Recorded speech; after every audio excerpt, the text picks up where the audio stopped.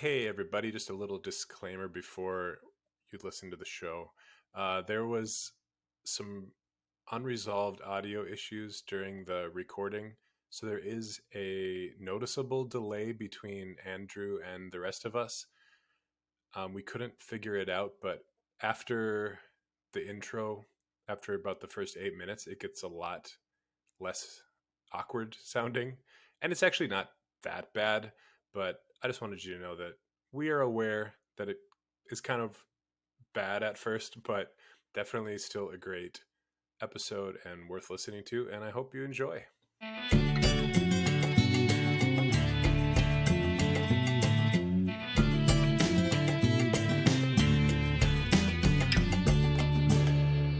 Welcome to the Earthborne Games Podcast. I'm your host, Andres Carlson. Sorry I forgot to tell you my name last time. And no one knew. Y'all were wondering, who's this guy? We've got Evan Simonette back in the studio. Hi. Welcome back. Hey. It's good to see you, even though you don't have a cap on. You're I know. throwing everybody off. I like to mix it up. It's like with children. I work with children, and every time I take off my glasses, they're like, "What the fuck?" Yeah. You know, I Who are you? I thought that would be the case with my daughter, but I take my glasses off all the time to look at my phone. I have reading glasses too, but I Cheaters. don't like how they look, and I don't use them so much. So I take my regular glasses off to look at my phone, and I always look at her like, "What do you think of this?" She doesn't care. Oh, because my daughter, maybe it's like after another year, she notices every minuscule change in my appearance. Well, good to have you back, Evan. Thanks. And we were also joined by Andrew Fisher, Hello. Mr. Jury Duty himself. Yeah, I'm on jury duty this week, though it's been incredibly uneventful so far. Mostly just sitting in a room. What can you tell us about it? Yeah. I mean, nothing. What? Well, if I was on a case, I couldn't legally tell you anything about it, but I'm not. I sat in the room. It's been really exhilarating so far. And you can legally tell us about And that. you're allowed to bring a phone. Yes, and I can legally tell you about that. I'm apparently allowed to discuss the case after it's all resolved. You can talk about it, but until then, you're not supposed to talk about it. You're not even supposed to like research it. You're just supposed to absorb the information you get in court, and that's it. It was funny. In the intro, they like talk about all the things we can't do, and the guy's like, "So you can't go to like the like our legal library," and he's like, "There's this amazing legal library. It's on the top floor of this building. It's the best view of St. Paul you can possibly get. There's all sorts of books. It's an awesome place, but you can't go there." And we're like, "Why did you give us the sales pitch then?" Like, He wants you to now I sneak up want there, to. and he wants you to go up there and bone up on legal stuff, so you're a good juror. But he knows Apparently, you can't. It's a us test. reading stuff isn't actually the problem. The problem is all the lawyers hang out up there, Oh, so they get you. you might like overhear something. Interesting. Well, what about your allowance? Is it adjusted for inflation? Can you afford a Jimmy John's sandwich or Barely.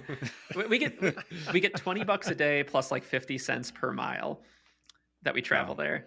So What a pretty wild- bad. What a wild system. It basically covers the parking ramp. Skip work will give you $20 to help you out. Yeah. And you have to do it.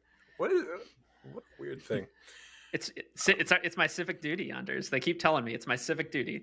I've never gotten it. I'm 40. Never been called up. Don't say that. They're going to listen and find Kind out. of jealous. Yeah. I'm jealous. Because I watch, true crime stuff, and they interview these jurors after the fact, And it's always usually like, a wrongfully accused person, and the jurors just seem like the dumbest simpletons ever. I just want to get into that room and just like school them, And just pull a 12 Angry Men and Yeah. yeah. You got to drag out the deliberation for like a month. Welcome to the show, Andrew Navarro. Hi. How are you Thank doing? you. I'm doing well. These guys know this already, but I met my wife at jury duty. The only time I've ever You done did? it. That's right. Yeah. Yeah. At the very building I'm at right now, right? Yeah. Maybe in the same room where you're sitting. Yeah. Whoa. Yep. She and I met Did there. you know It was each other pretty before awesome. that? No. Cool. No. That was it. Yeah. That's how you kick. But neither of you were called up. We were not. Neither of us were called Were up. you- We were just either of hung you, out like- in the room together, and then we ended Nice. up That's a like great. they like let us out and we go walk around town. And yeah, it was pretty great. But the That's crazy cool. thing Yeah, is when you that, said that, oh, go ahead, Evan. oh, I was just gonna say when you mentioned that, I imagined you and Rachel both smoked and you met over a smoke break, but I don't think either of you smoked. So No, Just no, started I imagining was it playing out. I was drawing in my sketchbook because this is before. This is like 20 years ago. So this was, before smartphones. There's no, Wi-Fi or anything in there. So I just brought books and sketchbooks. I was just drawing in my sketchbook. And then as I was leaving, I think on the second day. You said, "I must draw you." No, I did. I did kind of like creepily look at her and draw her. But as I was leaving, You still have that she, drawing? yeah. it's for the She courtroom. did. Right. As I was leaving, because I got called because it was again before we were in the modern era where you could sit at home and wait, like Fisher's doing. We had to go in every day and sit in that room and wait, and then they just let you go when they're like, "All right, you're done." And when my group was let go, I was leaving the waiting room, and then all of a sudden there was just like a tap on my shoulder, and I turned around and it was her. And she had just asked me like what I was drawing. And I was like, oh, so I showed her my sketchbook and got to the picture of her and got a little embarrassed. And, the next day we just hung out and started talking and Oh wow, rest is history. that's awesome. Yeah. Oh wow, That's great. yeah, that's a a great- good meeting story. Yeah, that's great. I would have Everyone, great. covered it everyone up now- and said, "Get out of here." The crazy thing is that I was supposed to go to jury you wouldn't duty. understand. I was supposed to go to jury duty the week prior, and I was so distraught over a work thing at the time that I totally spaced it. And then midweek, I called. I just called up the courthouse. I was like, "Oh my god, I have jury duty. I'm sorry. I thought I need to be there." Wow. They're like, it's fine. Just come next week. So I did. Oh wow, Wow. That's surprisingly That's insane. forgiving. Yeah. Yeah. Especially because Wow. they fill you with all this fear about if you don't go, they're going to come and arrest you or fine you or whatever. So I expected to Kick be your super door down. punished. And, yeah. Nah. You want to talk about fear. So they do let you bring in. For a long time they didn't let you bring in cell phones or any electronics, but they let you bring it into the waiting room now. But they're like, it is your responsibility to not bring it into the courtroom and not have it on in the courtroom. And they told us, I don't know how true this is, but this is what they told us, is that if there's any evidence that there's an electronic device on, they hear it ring or anything, they will stop the proceedings, declare it a mistrial, find you my in God. contempt of court, and you are on the hook for all of the costs of the trial up until that point. What? So I am terrified. Damn. Yes. Wow. All right. That's intense. Isn't Yeah, that a I'm famous- delayed. that's like Do you a guys want to big try to scene. start over? Yeah, or just like reboot? Are you way Yeah, you're delayed? definitely I'm delayed. so much on a delay. It's super irritating. And we're back. We had a little technical difficulty, but we're back. Okay. So we introduced everybody, and let's just move on, right? We got Andrew's meet cute story. Much better story than we met on OkCupid, which is kind of everybody's story. these Tinder. days. Nothing wrong. Nothing wrong with it, but No, it's the it always modern feels era, like, man. eh, It's- just yeah. you're lucky. Okay, so let's get the energy back. We had to wait for Andrew. He restarted his computer when it was kind of screwing up, and it did a system update. Yeah. So it's been 3 hours now. Yep. And Yeah, it's I was 2 just in the getting morning. progress bar images from Andrew on my phone. It didn't even warn me. It just launched right into it. Yep, classic. And it's always like at the least convenient time. Mm-hmm, mm-hmm. That's like So the I always opposite of my click remind me iPhone. later. I always plug in my iPhone when it warns me that there's going to be an update, and then it just doesn't update. It tells me in the morning when I wake up that it didn't update, and I don't know what else I can do. I mean, Nothing. Just stick with your yeah. old operating system. Okay, let's talk about what's going on at Let's do it. Earthborne. It's been a while. We haven't seen you guys in a while. What's happening? Yeah, it's a lot's happening. On my side, on the design and development side, we're much farther along now on testing the expansion, which has been going pretty good. We've got a lot of really active testers. I thanked you all last time, but thank you again. We are we've tested a good amount of the card pool, and now we're testing missions and kind of the flow of the story. And that's been going pretty good. It can be a lot of work to update the cards. We've got to coordinate between a few designers, get all of our cards re-exported. This time, an exciting milestone was I plugged in a bunch of Evan's art. So Evan got a bunch of the art ready. And so this is kind of the first time we're seeing cards with actual art on them, which is just a... I mean, like, it's artist art. I mean, there's a couple of my pieces, but... Okay, that's Yeah. That's fair. Yes, Evan is directing and coordinating all the art that he got over to me. I didn't mean to imply that you were hand drawing everything, though you do hand draw a lot of it. Very true. Maybe not this time, but on the core set. But yeah, no, it's so amazing. Like when you've just been playing with blank cards, like it's, you know, we tried to design the rules to be like evocative and represent the thing that they are. But like everything else is up to your imagination, and you're looking at a board of just like white art boxes, right? There's no way to identify the cards beyond the text, and the art elevates it so much. It's especially in a game like this that's very theme forward. The art legitimately brings like usability to the experience. The game is more playable with the art in it because like you can easily identify the cards, you can infer what it's going to do based on the theme of the object you're seeing. Like there's this kind of aesthetics usability principle at play. And so like even though it's still only like I don't know exactly what percentage of the cards, it's very exciting to finally play the first game with art on the board. Yeah, I'm looking at them right now. It looks like I was overextending the boundaries a little bit with some of the breakout art, but that's the good thing about testing these because I can make adjustments. Yeah, we had a little bit of misalignment, but that was okay.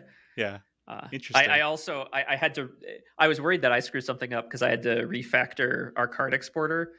We're doing a slightly new type of card frame we haven't seen before, and to do that, I needed to change the script and realized that like I did not engineer that script in a way to efficiently expand it in the future, and realized that like I should have built it in a much smarter way, and so I rebuilt it in that smarter way. But is this the Ranger cards? It's now like that. So is this the Ranger cards with the Jar Jar on them? Yeah, cool. Yeah. Spoilers. Yeah. They don't know what it is. Well, like because I had it kind of hard coded to handle each card type, and so it wasn't kind of modular to just handle like any kind of combination I could throw at it. And so I kind of changed how all of its like card type and the links are hooked up so that like basically we can add, like if we added 50 new card types, it would be relatively easy to expand the script next time. Nice. But not this time. And then the other thing for people who may follow me on Twitter that I've been doing is looking for people to work on our RPG that we talked about. I think we've gotten some really exciting people who have reached out, some really experienced people and some newer people who have some really cool like indie experience and stuff. So we've got a bunch of interesting people, and so it's just a matter of finding the right fit now. So that's coming along. I know we have a couple questions about the RPG in the questions, so we'll talk about that a little bit later too. Evan, what have you been up to besides providing me with art? I mean, that's pretty much it. I'm just straight up doing art. there's one group that I've been working with they're just voracious. So I'm always trying to get ahead of the game and get new art briefs prepped for them. But I don't know if I've ever mentioned this on the podcast, but making art briefs is like such a time consuming process for me. And And I've said you're very good at it, Evan. As someone thanks. who's received them from you, I remember the first time I was like, "Holy crap, dude! This is like so much work just to like help me make a dumb little drawing." Well, I feel like I've streamlined it a little bit, but I still just dwell on like, I got to give them all the information I can, and that kind like of slows things folders down. full of like, you know, it Yeah. felt like, oh, this is work that I bet like artists do themselves, you know, like It putting made me- together a little file of, you know, inspirational pieces, but it makes sense for the art director to do that, I guess. It kind of made me realize that, you know, I've never really examined this part of me, but I realized that in some ways I'm kind of a bit of a control freak. Like I gotta like show the artists everything that they need to see, you know, and it doesn't necessarily need to be like that, but that's just how I've been working. And so think yeah, that's I've been doing a probably lot of great that skill for that. and I've been working on art myself, and not as much as I've done last year at this point in time, I don't think, but still, like I'm happy with it.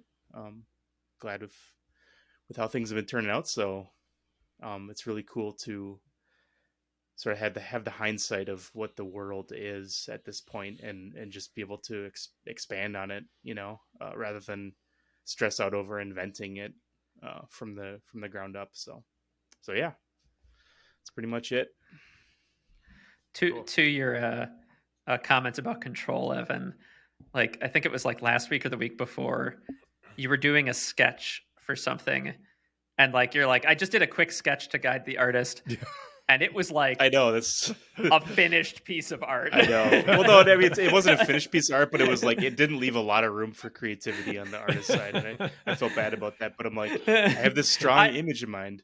It was like this beautiful, like it didn't have color yet, but it was just this beautifully rendered piece of art. But at the same time, though, I feel a little bad. I don't feel bad about this because I'm glad that I'm doing this. But like Wayne, I give Wayne very little. Like, and I guess I feel bad because maybe he wants more, but I just want to let Wayne go crazy. So I don't like give him as much stuff as some of the other artists, and he turns out some awesome stuff. So yeah, like we talked about on the playcast, I was consistently impressed with all the little details Wayne put in, and all of the ways he made his art reference all the other parts of the world, and like bring in little callbacks to other parts of the game. Totally. So is that why mine was just chock full of stuff? You didn't want to see what I could do? Let's talk about this later. Let's talk about this out there. No, your stuff was awesome, Anders. And did you like all the little details I put into mine? Yeah, all those extra clover petals. Mine is pretty straightforward. But so this many is why we pieces never are talk about straightforward. art. Moving on. I have a very sensitive ego. No, I don't actually. And then we got Navarro. What do you want to share today? So I think About I'm your still. working I think I'm still on a conditions. little bit of a delay from you guys. So like I'm really hesitant to jump into the conversation at all because I think I'm a few seconds behind. Or you're hearing me a few seconds after I say it. Right. Yeah. See, there you go. So here, let me just put a disclaimer out there. Okay. to save the show, we're just not going to interject much. Right. We're going to leave plenty of room for Andrew to respond. And what else could we do to make it better? I think that's take your it. time. Well, we'll give the floor to you, and we'll not interrupt. Please. So what I wanted to say while Evan was talking about putting together materials for artists and being a control freak, I don't think that's being a control freak. I think that's judging the artists on their strengths and knowing what you need to give them and what you don't need to give them. And I think it speaks to the level of detail that we're putting into the setting, the amount of thought that you're putting into every little detail to help make it feel as cohesive as possible. And I think the reason why, you don't have to give stuff to Wayne is because a lot of his stuff is so much looser and interpretive, and we really want that to come through in his pieces. Whereas the other pieces are far more technical, and we want to make sure that the details are cohesive from piece to piece and artist to artist. So you want to do that work on the front end, so you don't just have a big jumbled mess of nonsense that you get if you just give people some words and then let them run wild. Like, all you need to do is like look back at the old FFG CCGs, like Game of Thrones, Call of Cthulhu. Those sets that were all made before Zoe Robinson started at the company and completely changed the way that we did artwork. Because those were done in the minimum amount of time possible with the least amount of effort put in that they could spare to give to the artist as far as information. So you get this like crazy, like everything is all over the place, and there'd be a few gems here and there, and then those would become kind of the key pieces of art, but everything else is just kind of like, we'll just use this, whatever comes in, we'll print it. Like, who cares? But we really care about this because we're creating this world with a lot of thought and intent. So I don't think it speaks to you wanting to control every little thing. It's just wanting to get a cohesive batch of art from various sources, which is a challenge. I was a little hard on myself, but I think you're right, though. Yeah, totally. Mm-hmm. Of course, I'm right. With the delay, it's nice. It's like I tee it up. It's like I make the joke, and then I just kind of watch it and then explode in laughter. You got some nice suspense leading to the laughter. Yes. Will it land? As you were speaking, I was like, maybe we should also like not react to things you say, so that there's not this weird delay in the show where we're just kind of ha ha, like at random times. So nobody laugh, nobody no oh, okay. Now let's give the floor back to you, Andrew, and tell us, give us a production update. Oh man, if you want to. This is agonizing. This is so agonizing. I'm sorry, everybody. Sorry. For me, I'm sure when you're listening to it, I hope that it all sounds good. Yeah, we'll see. Yeah. Okay, yeah. So production update. So when we last left off, things were starting to move forward at the factory. Now we have everything in place for the repack. I believe all the materials have been ordered for the additions to the inlay, the card organizer, and the punch board. That should have been done a long time ago. The last little bits that we were trying to figure out is, again, like how the repack is actually going to go. And I think on the last episode, I said we were going to repack everything. We've gone back to my original idea, is that we're going to be repacking some, but for the rest, we'll just be providing like a firm envelope with the new punch board and the inlay additions, and then a little piece of paper that has assembly instructions for the inlay. And all Kickstarter backers and all customers who order it direct from Fantasia or from Frosted will get those materials in a little envelope. So if you've backed Kickstarters in the past, this isn't a super rare thing to just get an extra wad of materials on the outside of the box that you put in. Like Fisher was telling me that with the what was it, the seventh continent, Fisher, is that what it is, that they gave you a whole new brick of cards? Yeah, the seventh Yeah, the Seventh Continent expansion had a misprint in some of the cards, and so it came with like 2 whole bricks of cards, and they had you swap those out, like and just toss the old ones, which was pretty surprising. It was a lot. It was like hefty. Yeah, so it's not Wow. that bad. So that's the plan. So if you're a backer, that's what you should expect to receive. And I asked for an update from the factory on the timeline. I got a pretty wishy-washy response. So that's just them saying, we don't know yet, we're going as fast as we can. So my expectation is still that everything will be done sometime in June. And I'll let everyone know if more specifically when we hear more information, which again hopefully I'll hear this week.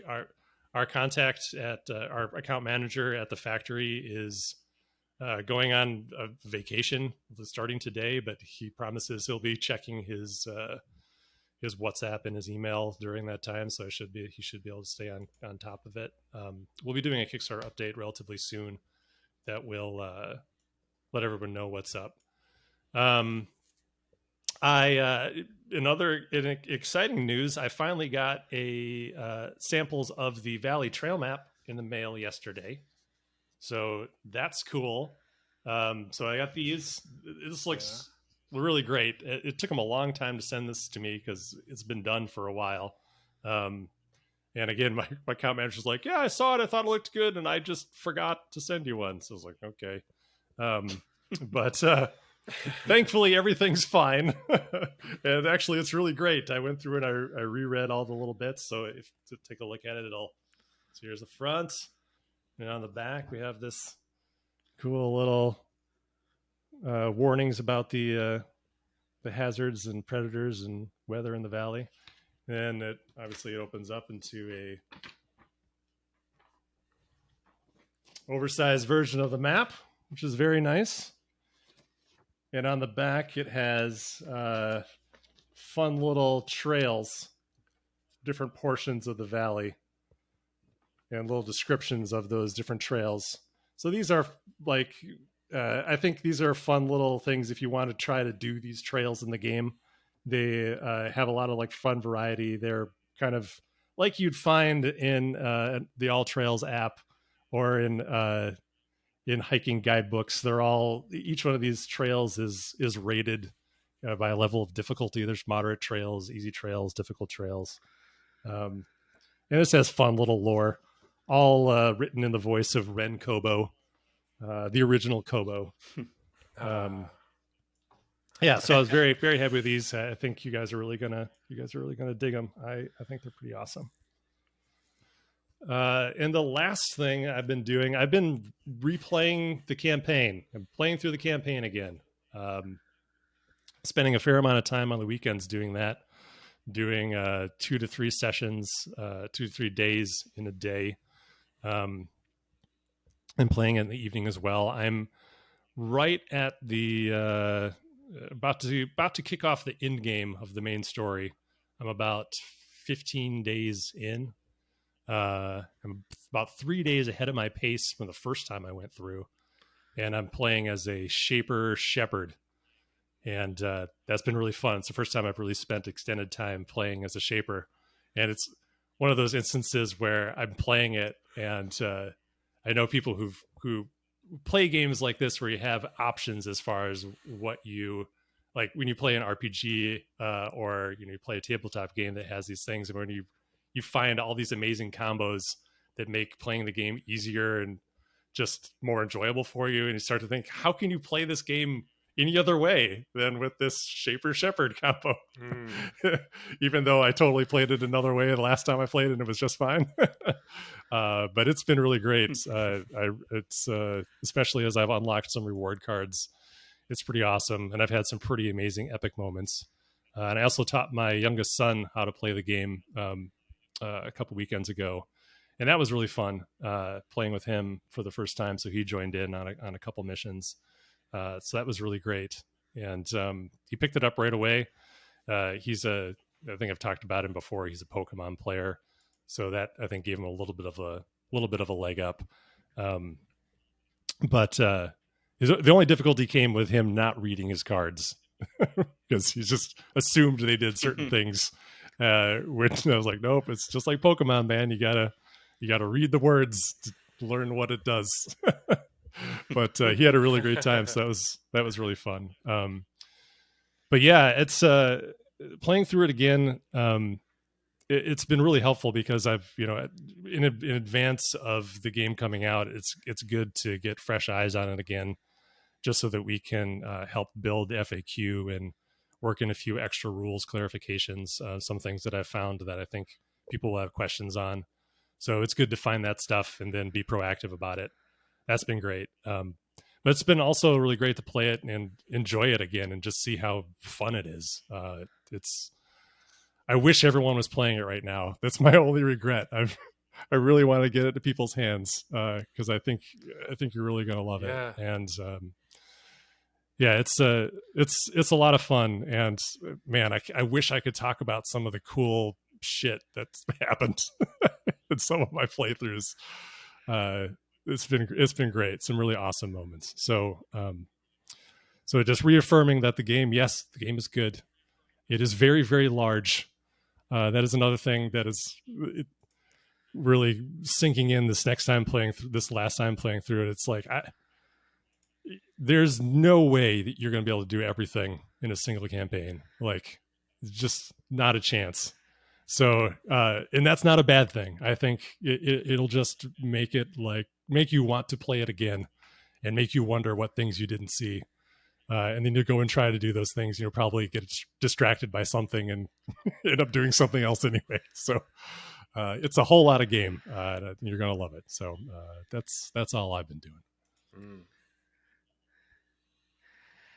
Yeah, we scoped a bit large on this one. It's a classic issue where like on something like in a project at like Fantasy Flight, we would often, your eyes are often bigger than your stomachs. You often scope pretty large to start. I think probably the most dramatic one was when Nikki Valens and I were working on Mansions of Madness 2nd edition. We had originally planned, I don't even remember the exact amount of content, but like what we had thought, surely people like this would, the minimum amount of content we need. I think we ended up shipping the game with like 1/8 of our original planned content. Yeah.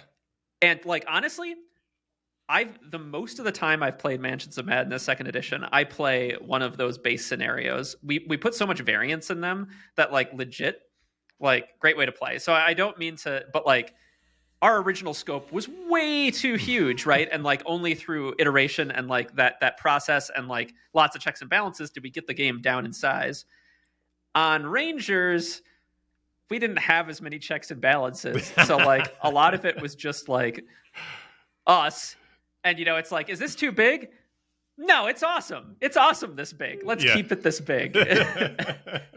And so what maybe would have been honed down in a different studio to a more like streamlined, like smaller product stayed this expansive thing. But we also didn't want to compromise the open world. So I think I stand by the decision, right? Like it really hits home the promise of the open world, which I really like. I guarantee you 100% of our listeners are excited by the fact that you're saying it's way too big. We like it big. We like it big. Well, I remember playing in with you, Anders, during the playcast and just wanting to like, oh my gosh, this new NPC, like, let's just fulfill their, let's just like figure out what they want, and like, I could totally see myself trying to play through the game and just never achieving everything because I'll just get sidetracked so many times by all the things that just pop up, all the options. Mm-hmm. It's not too big in a bad way. I think that's the important thing. Is like there are, I think, games where they're kind of bloated and it feels like it's too much.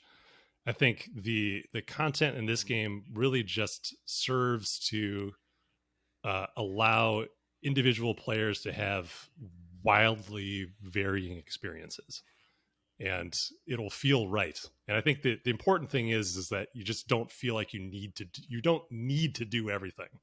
It's not It's not like a checklist, though we do, I guess, have a checklist ultimately. But you, you don't need to do it all in one go. It's fine. You'll have a great time. And you might miss some stuff, but that's all right. And we're back. All right, we're coming back to the show now. Okay. Hey, we're back, everybody. We're still dealing with technical difficulties. We just want to apologize. There's going to be some input lag and stuff, but we're going to try to do our best to not interrupt each other. And so that leads us to our listener questions for the week. We have quite a few. And our first one comes from Robert Hawks. Would you consider doing a prequel honing in on the arcologies and the fallout shelter part of the Rangers' history? The theme to me would work great as a bleak survival theme, or even a positive, upbeat construction of the solution theme, as in building the arcologies. Andrew Navarro? Well, I would say that if Earthborne as a setting, just enjoys decades of success, then something like this, I think, becomes a possibility. Otherwise, I feel like most of the arcology history is intended to be discovered through the lens of the setting's present. And that's where a lot of the fun and discovery of what was going on in the past it takes place. So, and I think there's already a lot of stuff like this out there, where it's kind of why we decided to skip ahead in time a couple thousand years. So we didn't find ourselves in that same place of dealing with the ecological disasters, trying to bunker down into these arcologies and save humanity. It's because that's pretty well-worn territory. So I really wanted to, with the Earthborne setting, just move past that and then explore where things ended up, and then as the decisions of the past manifest themselves in the present, that's when we learn more about what happened in the time of the arcologies. So I wouldn't say this is something we'd never do, but I don't think it's something we'd do in the near future. Again, just because it's something that's like, to your point, like bringing up Fallout Shelter or Fallout in general, like that's all part of that that I think well-worn territory. Though I think I have had thoughts like Earthborne started out as thinking about something that was, I think, similar to that game we talked about last week. What was the name of the kind of the clean up the land game? And what Terra Nil. Yeah. So it kind of Earthborne kind of started like in my mind as that. Of like, what if we had a game where you were like deconstructing, like taking apart all the roads, taking apart all the cars, and deconstructing all the buildings, and then making it as natural as possible. That was literally, I think, the first idea that I'd talked about in this kind of vein. And I think something like that could be pretty cool, but obviously it's been done by other people now. So maybe it's worth revisiting something like that again. That could be cool. But yeah, like a survival game, I think if we do something that's more survivally, it'll be set in the present of the setting as opposed to the past.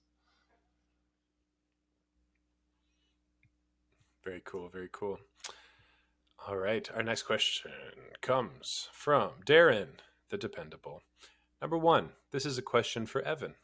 The chibi Rangers we've seen in some promotional materials, like the achievement art, are very cute. Where did you draw inspiration for those from? And which specific Final Fantasy game was it? I think it also had a winking emoji. A what emoji? Winking emoji. Oh.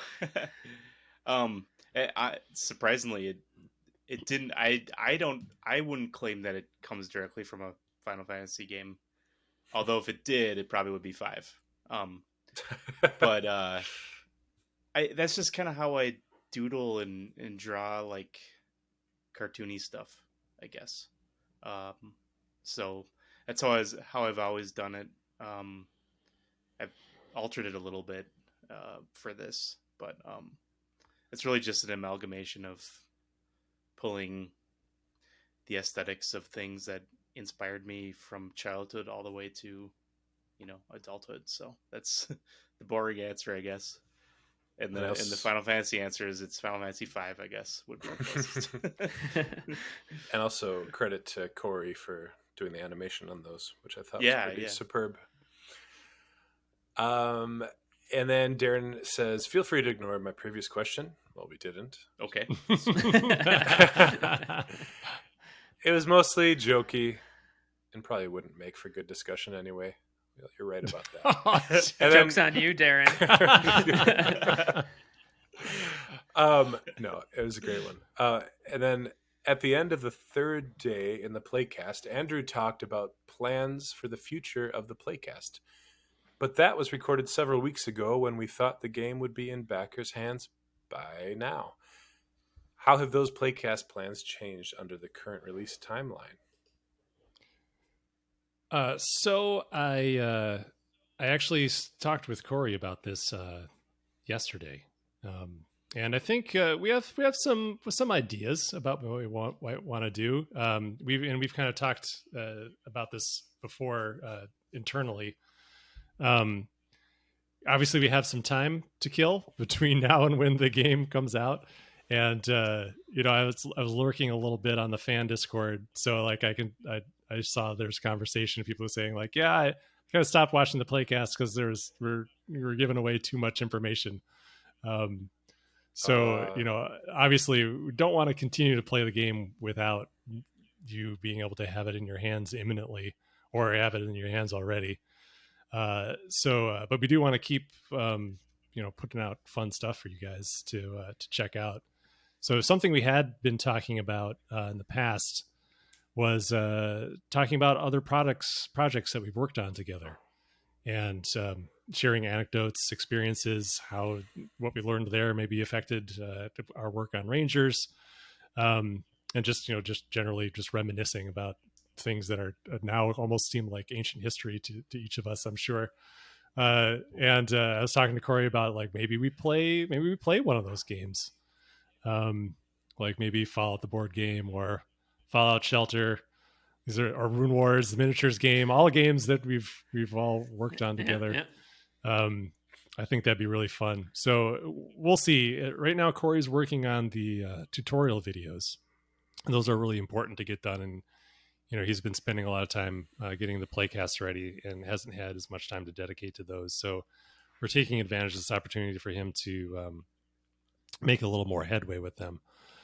So when we discussed it, he's just going to look at his schedule and see how he's feeling, and then we'll let you know. But I think we'll probably record something. And I don't know if there's anyone who has any requests of what they want us to play of games that we've worked on together.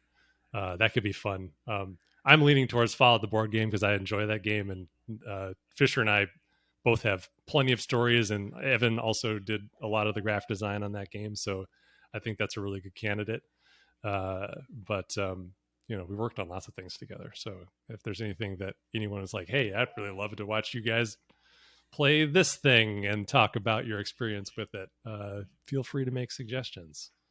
But yeah, we'll probably take maybe a week or so off while Corey is working on the tutorial stuff, and then then we'll probably get back to it. So stay tuned. Very cool, very cool. Darren, the dependable, everybody. Thank you for your questions, even part one. And then our next question comes from Haley.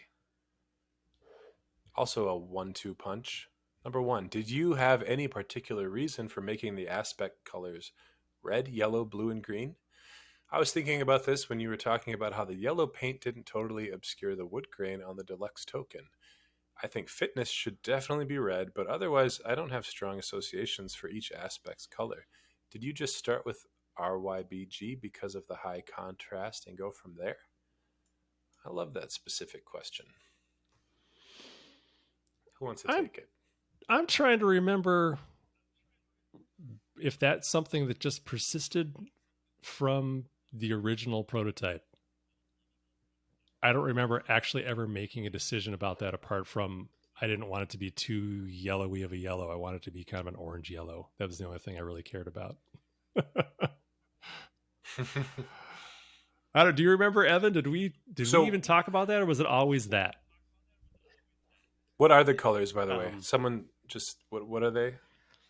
Or what are the Fitness is red, awareness is green, focus is blue, and spirit is yellow. Yeah. We didn't. So when I came onto the project, you had some robust like prototypes already made, and I remember the challenge cards had vertical bars of color, I believe, or no, the aspect cards. I'm sorry, and I think we just kept those colors. I mean, they changed slightly because of like various like layer adjustments and rebuilding them in this current style. But that's kind of just what they became. It's weird because coming from FFG, we would go over and over and over every little detail of like what the icons for a game looks like. And I had this belief that like people will just learn what the icon does. So it could just look like a cool, for the most part. I mean, yeah, it's nice for an icon to like hold some semblance of a reference to something. But eventually you just learn what the shape or the color of something. So sometimes when I encounter a pre-existing color, I just accept it for what it is. If it doesn't do anything to like offend my sensibilities. So I didn't have really any input on those color decisions, I guess. I think, Based on these answers, my guess is that the Saddlers probably made the initial decisions. I've played quite a few different Sadler brother prototypes, and they love bold color coded stats. So I would guess if neither of you remember they came from, I would guess would be the Saddlers. I think you're right. As I said, I think they're carried over from their original prototype, and then ultimately, all I really cared about was making sure that they were easily identifiable for colorblind people, which they are. They should be. Mm-hmm. That's good a reason as any, right there. Yeah. Cool. Okay. Our next question comes from Zoltan. No, Incredible Freud. No, Kabrowski. Sorry, I was a little too far down. No, Haley has a part 2. Oh, part 2. Yes. When you all make a source book for the EBR TTRPG where will it fit in relation to the world of EBR book? Will the source book contain all of the lore in the world of EBR book and a whole lot more? Or do you expect most of the lore will have already been covered? I think there will be some overlap. Naturally, like our world of Earthborne Rangers covers a lot of stuff about the Valley, stuff that we would want to make sure that the source book that an RPG book also covers. But it also doesn't go to run an RPG well. You need some kind of fiddly details about the world, specific details that you might not get in like a broader art and lore book. So we'll definitely be exploring some parts of the setting and going to some reaches of the setting that our Worlds of EBR book doesn't fully cover. So maybe an unsatisfying answer, but a little bit of both. There'll be a little overlap, a little new information. Cool. All right. Thank you for the questions, Haley. Next one, Kabrowski. Podcast question for Andrew. How much more difficult do you believe producing a TCG, CCG, so many letters, these questions. Why not just ask your entire question with just the first letter of the words? Okay, would be with the same sustainability. Man, PQFA all right. HMMDDY. Let's start it over, okay? All right. The whole thing. Yeah, let's just welcome to the Earthborne Games Welcome to podcast. Okay, Kate Broski asks podcast question for Andrew: how much more difficult do you believe producing a TCG / CCG?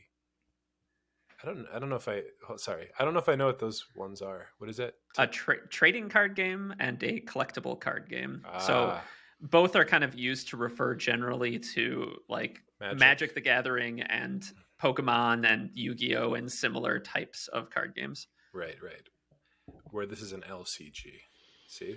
I'm catching on. Start over. Kay Broski says, how much more difficult do you believe producing a TCG would be with the same sustainability standards as Earthborne Rangers? With all the wasted copies of cards, are trading card games antithetical to sustainability? Would love to hear your elaboration on the topic. So I think we've talked about this a little bit before on a long time ago on the podcast, but I don't think they're necessarily antithetical to sustainability. I do think that there's depending upon how you do them, there's always going to be some, quote unquote waste, because you have cards that you want people to chase after. You have rarities. People are going to buy more cards than they need. They're going to have a bunch of stuff that's just going to sit around. It's effectively just wasted paper. But I do think you can do them more sustainably. Like, for example, you could print them in a way that makes them recyclable. Print them without cores. That would be a pretty wild thing to do for a CCG, to have an uncored card. I think we maybe want to do like a thicker card stock than Rangers, so it would hold up inside those packs really well. But you think you could do like a thicker card stock? It would feel still pretty stiff, like a cord card would. But you could, if you didn't need it, you could just put it in the recycling bin. Whereas now you have to throw those cards in the trash. Also, you can go in the direction of Flesh and Blood, and create paper packs instead of plastic packs. I mean, that's, I think, the biggest the biggest waste in collectible card games is the packaging itself. So it's, each pack is a unrecyclable thing that's going to live for an eternity in a landfill someplace.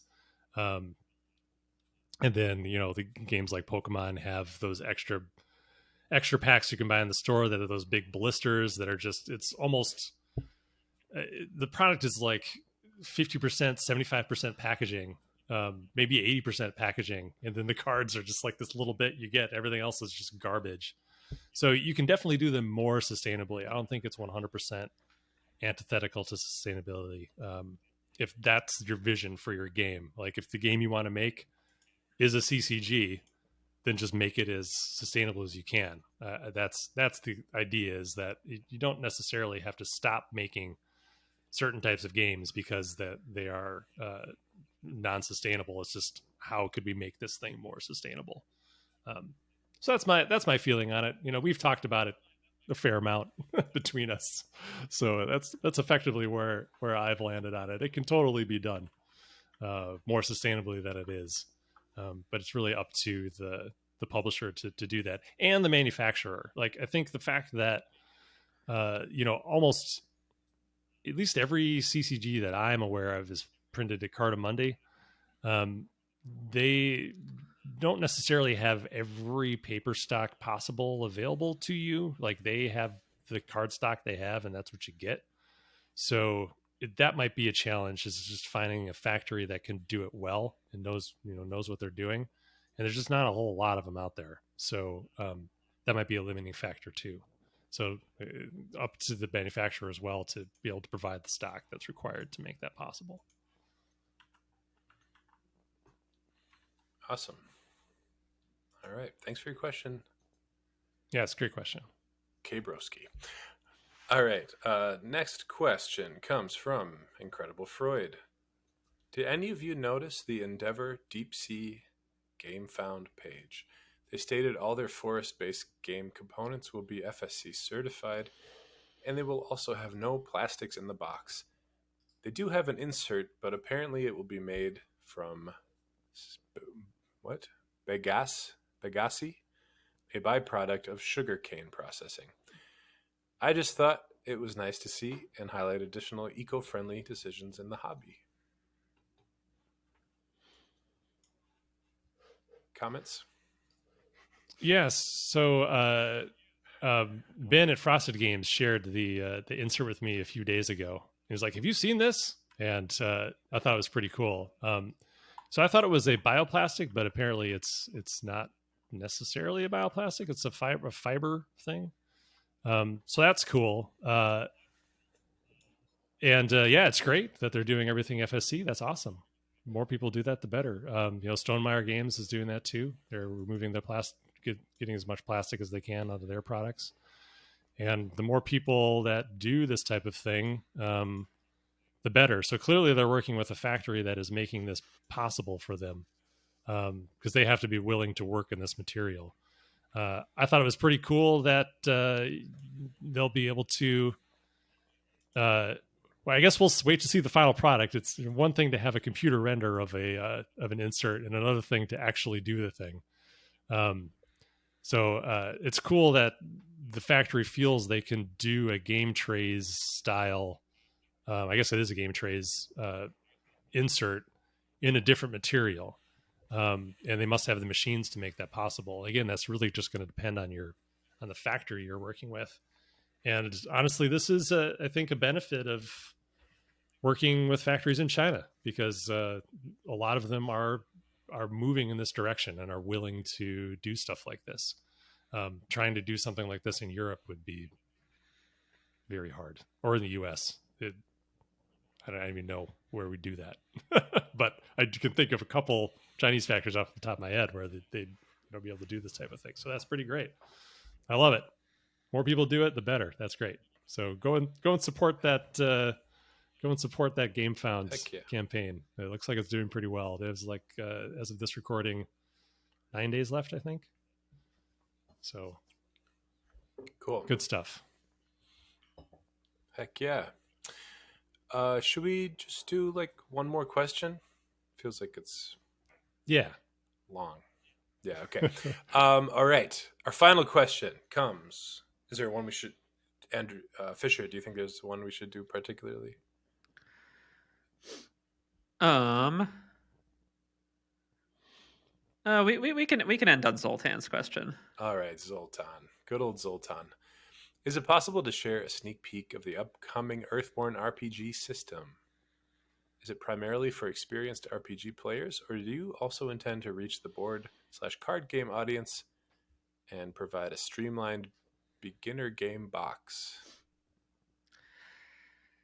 We're still really early on.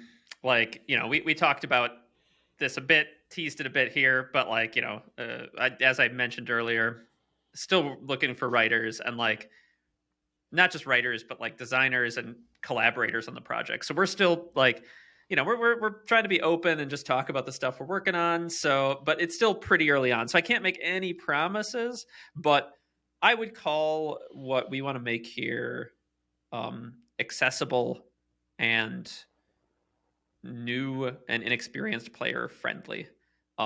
We're not looking at the next Crunch Fest RPG from Rangers. So I think that you're going to find what we create to be in the RPG realm to be pretty accessible, breezy, and about the storytelling of the setting more than like crunchy details. As far as getting a sneak peek, we're still early on, so maybe not yet. But if you want to sign up for some playtesting, I need playtesters. So feel free to reach out to info@earthbornegames.com and sign up to be on our list. We did a kind of poll recently looking for testers, and we had a few different options, including a role-playing game option. And so we'll add you to the list if you would like to play test it when we're ready for that stage. The ultimate sneak peek, Zoltan. Yep. Mr. Andrew. Navarro? We played it at Beers, like a really quick version of it that Fisher ran for Evan and I, or Evan and me. Yeah. And it was really fun. It was great. I had a really good time. We played for like maybe 45 minutes or so, but yeah, it was really cool. There's your sneak peek. I don't know if this will cut on the video editing, but there's your sneak peek. Yeah, I will. Hang on, I'll give like one more line. You're holding up a teaser. I will say that the thing that struck me the most was encountering an Aatrox in an RPG was far more terrifying than encountering an Aatrox in the card game. Why is that? In a really good way. Just because you're embodying the character and you can really like how would I behave if this like 5 foot, 6 foot tall at the shoulder prehistoric lion showed up in front of me? I'd run for my life. I kind of stayed true to. I played as an artificer when we did that, so I just continued. It was a continuation of Renzo from the playcast for me, and what I really enjoyed about it was I already knew so much about the setting that I felt like I could naturally just pluck little tidbits here and there to use for banter and impromptu stuff. That was super fun for me. Because usually with stuff like D&D, like I don't know the lore super in depth. So I had a great time. I loved it. It was fun. Cool. Intense. So that's awesome. All right. Well, thanks for your questions. If you asked a question, we got a few that we will answer next time. We promise. It's just been it's been a funny episode. Hope you're enjoying it still, listeners. Let's talk a little bit about stuff we're into. I don't play Marvel Snap anymore because I've been playing Wild Frost. I love that game. I talked about it last time. It's a phenomenal game. It's just so good. It's so smart, and hats off to those people who made it. Fisher, did you ever play it much? I haven't played like a ton, but I played through the whole demo. And as I mentioned to you the last time we hung out, I was like, I don't know what Andres was talking about. This isn't too bad. And then like I let one little combo piece on the enemy side go off, and then it one-shot me. Yeah. Yep. It just like cascaded. Early on, it feels really, really like unfair, kind of, but it feels easy to me now. Like I'm putting on modifiers and trying to get to that true final boss. But it's like I'm addicted to it. That's all I do. I play it and I watch streamers play it. It's my only hobby currently. But I also I went to a party, like a daytime party, and they had a crokinole board there. Have you guys ever seen crokinole or played crokinole? Heck yeah. Oh yeah, crokinole is that's like a classic, right? That's the kind of thing like chess or Go where people get their like nice bespoke crokinole boards like handmade, it's like the quintessential dexterity game. It's the number one dexterity game, I would say. That's just your opinion? That's fact. Or that's okay. You heard it here, folks. What about Jax? Or no? What is Jax? What about Jax? What about marbles?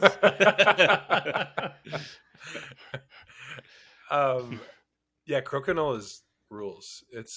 I've wanted to play it for so long. But the boards are like $250 unless you make it yourself. And I was on the lookout for it for a while, and then I ended up finding this other like old wooden game called Skittles, which I've been playing for a long time. Have you guys ever seen Skittles? Isn't that like Jack's? No, it's kind of this large wooden maze. Not a maze exactly. It just has these Yep. It has these rooms basically, and you spin this wooden top, and there's these little wooden bowling pins in the different rooms, and you just rip the tops where you wrap it with like a string, and you pull it really hard, and it just goes flying for like a solid 3 minutes, just like cruising around through these rooms, and you're trying to knock down these, or it's trying to knock down these, or it's not trying, it's just moving around, and it may happen to hit some pins, but it's super fun. But Crokinole, I did not find a Crokinole board for $10 at a thrift store, sadly. But I'm going to have to build one someday because it is awesome. Do you guys have a board? Do any of you? I do not. Have you played it, Evan? Though at back when we were at FFG, there were a few people with like nice Crokinole boards, and so like at like board gaming company events, people would show up like with their board in like a bespoke circular case and take it out, and you play on their super nice board. So I got spoiled, and like buying some cheap case just wouldn't suffice after that, or board. Back before you started, Fisher, we had a year or two where we had like regular Crokinole tournaments in the office, and we had teams and ladders, and it was a whole thing. But yeah, it was great. It was so much fun. We played in John Graham's old office. It is Crokinole. I mean, it's like bocce ball. It's like any of those games, but it's just like, I don't know, distilled down to like its essence, like the perfect dexterity, shooting the thing at other things. And the rules are just so simple, and I don't know. I was thinking about it as I was playing. I was like, this could just be see who gets it closest to the center or whatever. The rules are perfect, Good stuff. Let's see. Is there anything else?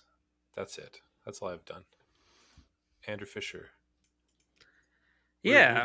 Well, I have Jedi Survivor on my list of things that I've been doing lately, but honestly, I know that both Andrew and Evan have also been playing it, and I have not played nearly as much as them. I haven't. I've barely played it.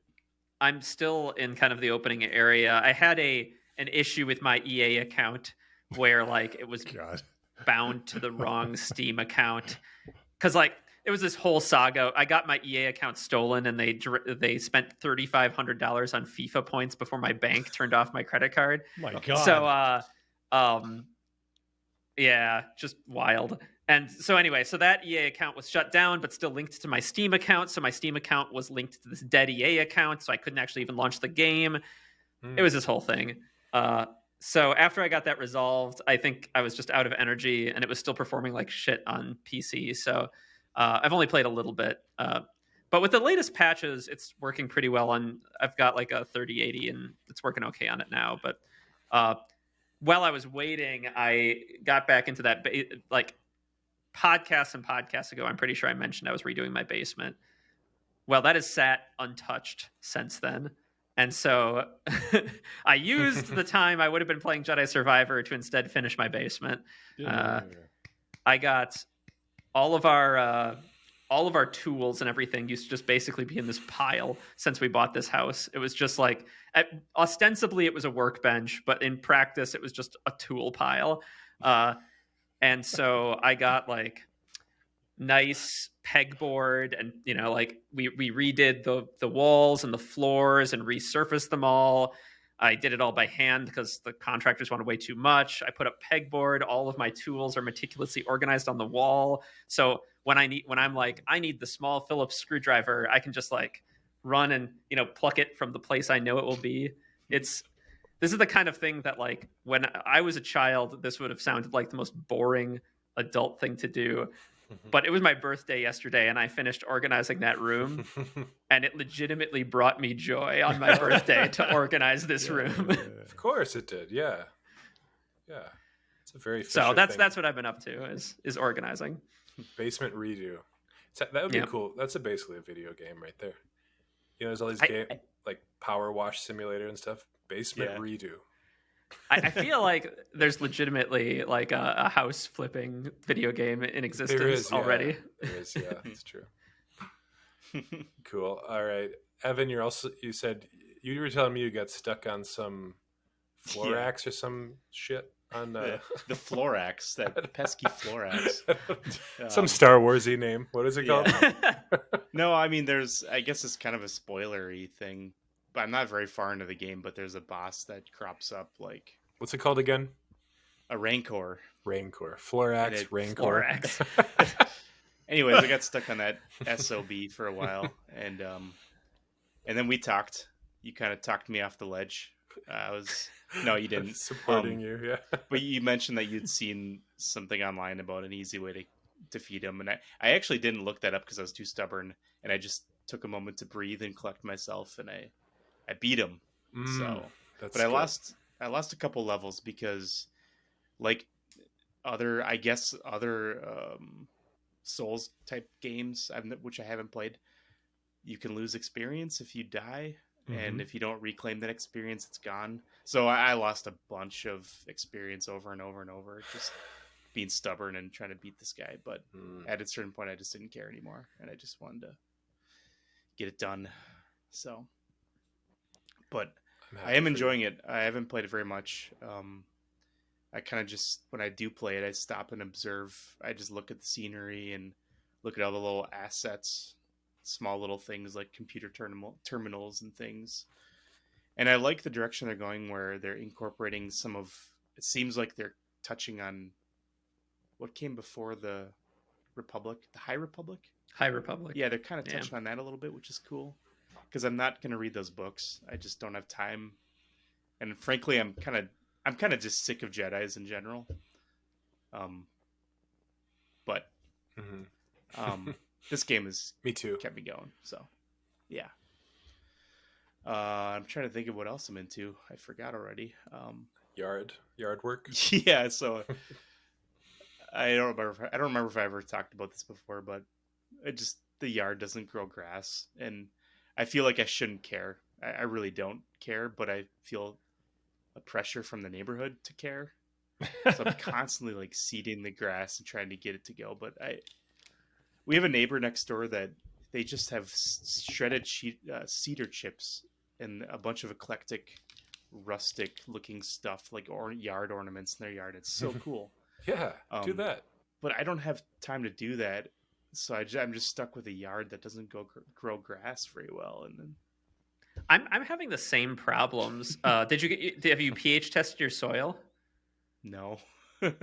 So you can pH test your soil, and then I found out from my neighbors that they had grubs. So I'm testing for grubs now, because the grubs will like live under the dirt and then eat all your grass, basically. Oh my gosh. So investigate both of those options, because that's what I've been on, trying to figure out why all my grass is dead. Huh.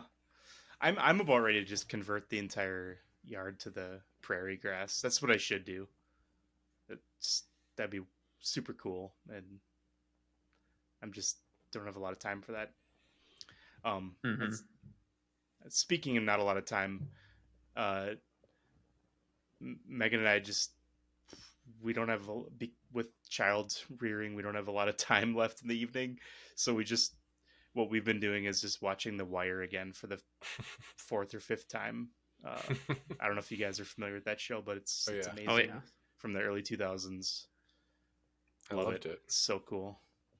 That's the thing that struck me watching that show again was the technology. Because like by the fourth season, cell phones are starting to become a thing, but like in the first season, they're really not still. And like it's just such a weird, like it's that kind of uncanny valley where it's close enough to modern day that you start to forget, but then a plot point happens and you realize that like, oh, it's just these conveniences don't exist. I remember there's a moment in season 2 where they're monitoring someone, and they're like, I saw him do something with his phone. What was he doing? And this other detective's like, you sent a text message.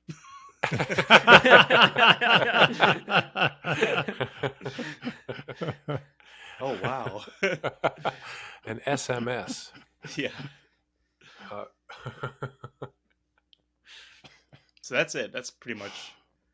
I mean, what's going on? yeah, when you can't find something to watch, just watch something for like the 5th time. That's what I do too. All right, Andrew. Also playing Star Wars game.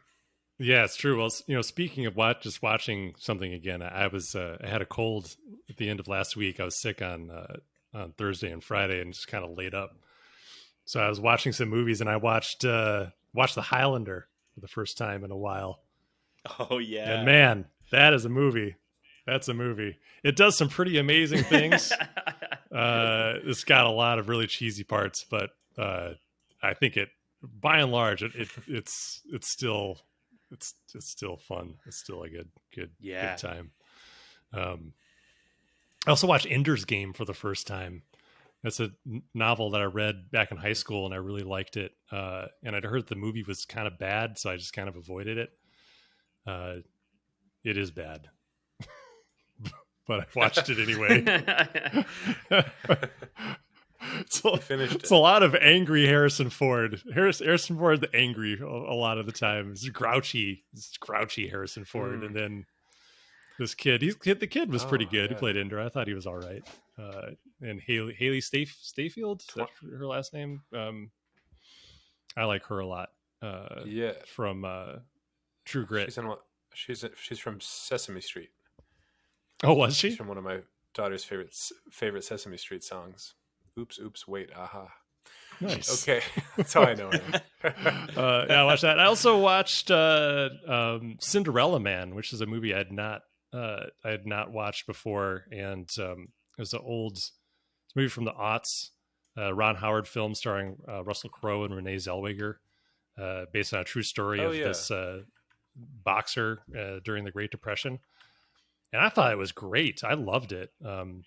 It was just a really feel good triumph of the human spirit type film. Those all those old Ron Howard films are like that.